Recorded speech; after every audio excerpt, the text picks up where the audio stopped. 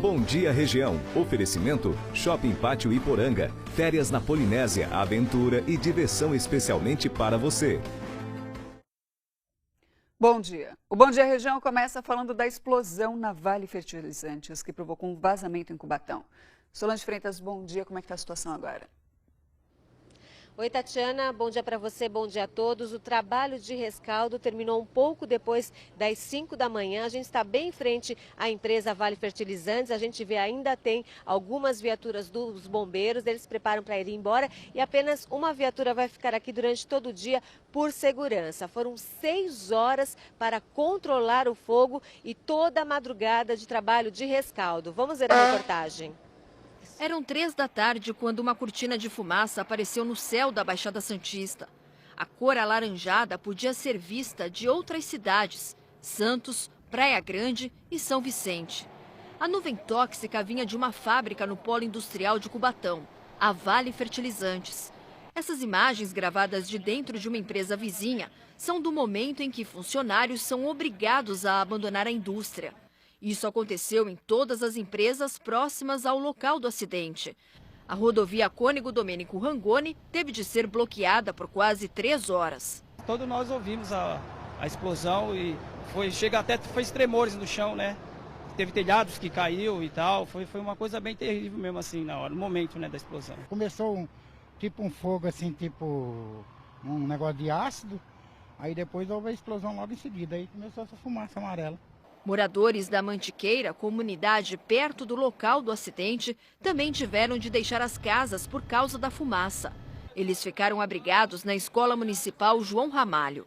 3 horas depois da explosão e do incêndio, a gente ainda observa uma fumaça densa e alaranjada saindo da Vale Fertilizantes. Nós estamos em um trecho onde há 3 empresas vizinhas ao local do acidente. E por aqui não há movimentação de funcionários. Todos foram obrigados a deixar as empresas por questão de segurança. O incêndio foi em uma correia transportadora que alimenta o armazém da unidade de nitrato de amônio, matéria-prima para fertilizantes. O plano de auxílio mútuo e a Defesa Civil foram acionados. 25 viaturas, 80 homens do Corpo de Bombeiros seguiram para o local do acidente.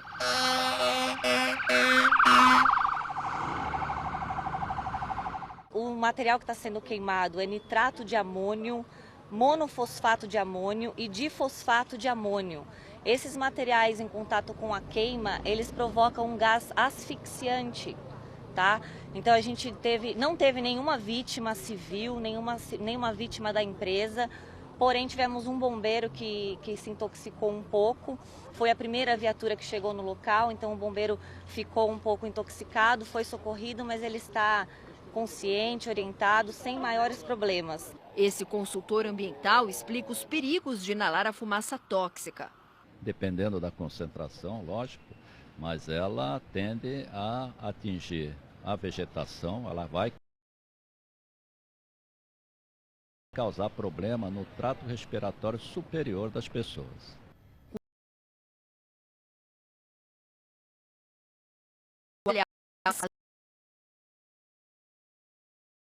Uma névoa permanecia pelo polo industrial.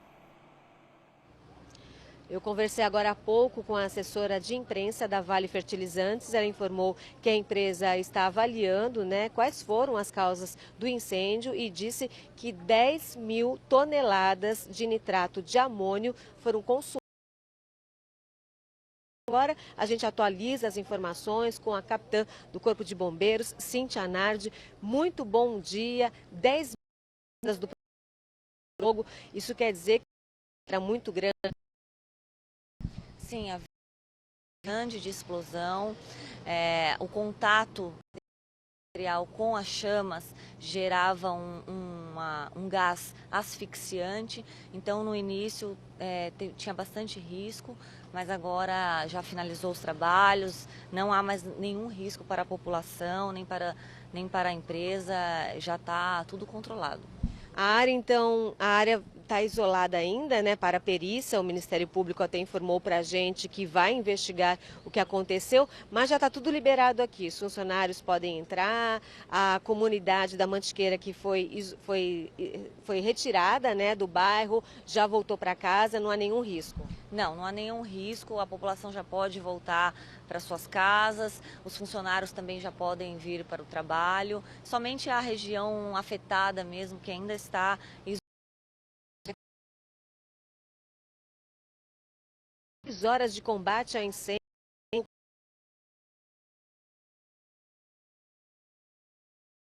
É um local com grande quantidade de material explosivo, material tóxico. Eu acredito que o Corpo de Bombeiros fez um bom trabalho, porque conseguiu controlar rapidamente as chamas, que poderia ter sido muito maior. Tá certo. Muito obrigada pelas informações, Tatiana. Obrigada, Solange. E a Vale Fertilizantes mandou uma nota sobre o que aconteceu. Disse que o incêndio foi em uma correia transportadora que alimenta o armazém da unidade de nitrato de amônio do Complexo Industrial de Cubatão.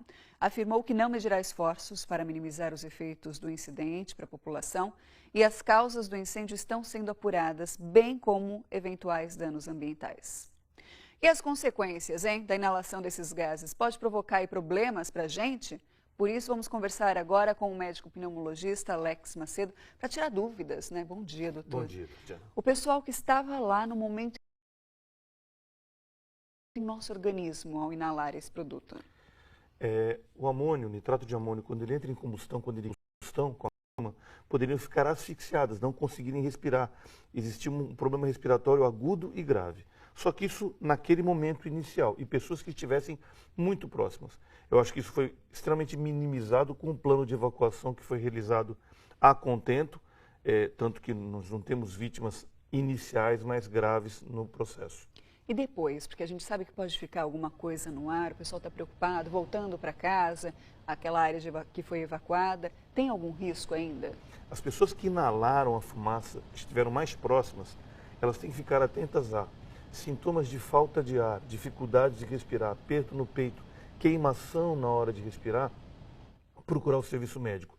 Até 24 horas depois da inalação, algumas vezes 36, esses sintomas podem estar mais pronunciados, principalmente em quem já tem doença respiratória.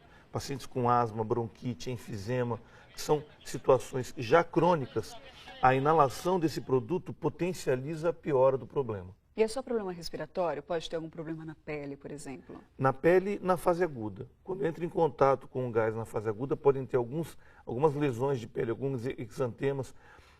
Passado esse período, a pele não vai ter um substrato maior, mas a via respiratória sim. Então, as pessoas que estiveram próximas e foram, obviamente, afastadas a tempo, mas que inalaram um pouco da queima, essas pessoas têm que ficar atentas a esses sintomas até 36 horas.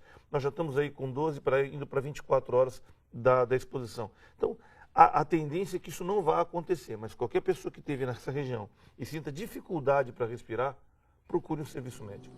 Existe chuva tóxica? Se chover agora, as pessoas devem se proteger da chuva? A priori, do jeito que foi dissipado e a rapidez com que foi controlado o fogo, a probabilidade é muito pequena.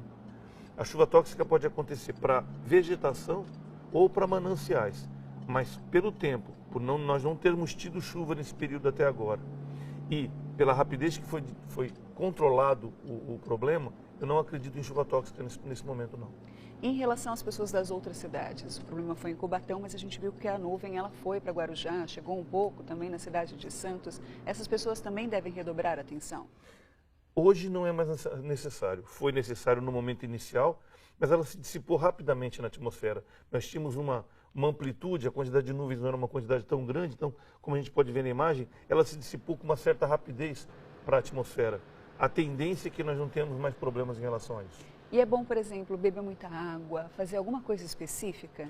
Sempre é positivo a ingestão de água nessa época, onde nós temos um clima mais seco, o calor é muito grande, mas voltado para o problema propriamente dito, não. Eu acho que nós não temos que ter essa preocupação maior. Eu acho que dos acidentes que nós tivemos nos últimos 2 anos aqui na região, esse foi o acidente que mostrou o que um plano de contingência rápido e efetivo pode minimizar uma situação que tinha uma potencialidade extremamente grave pelo gás. Podia ter sido uma coisa muito mais grave, então, sem dúvida nenhuma. A população. O amônio se transforma num gás asfixiante com um potencial devastador. Felizmente, o plano de contingência e a ação dos bombeiros foi extremamente rápida nessa situação. Doutor Alex, muito obrigada pela sua presença, esclarecer as dúvidas do pessoal de casa, né? Todo mundo querendo saber o risco que estava correndo. Obrigada por participar do Bom Dia Região. E há um ano, um outro incêndio com produtos químicos assustou moradores da região.